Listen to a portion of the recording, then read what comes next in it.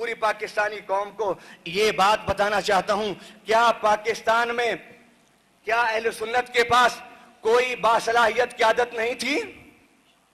کیا پاکستان میں اہل سنت کے پاس کوئی بااہل قیادت نہیں تھی؟ کیا پاکستان میں اہل سنت کے پاس کوئی زیرک، کوئی سمجھدار، کوئی ہمہ جہتی قیادت نہیں تھی؟ ان 60 سالوں میں اللہ تعالیٰ نے ہمیں بے شمار قیادتیں عطا فرمائی.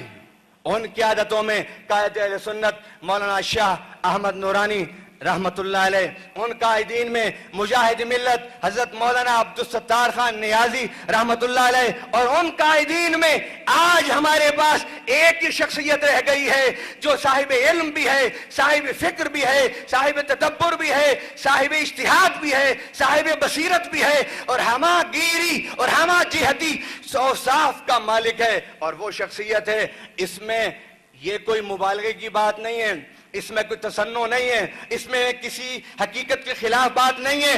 مولانا شاہ احمد نورانی رحمت اللہ علیہ کے بعد، مولانا عبدالستار خان نیازی رحمت اللہ علیہ کے بعد، اس وقت اگر اہل سنت کے پاس کوئی ایسی شخصیت ہے جو قیادت کا فریضہ سر انجام دے سکتی ہے اور پاکستان میں نظام مصطفی کے نفاذ کے لیے کوشش کرنے کی اہلیت رکھتی ہے، تو وہ صرف اور صرف طاہر القادری ہے.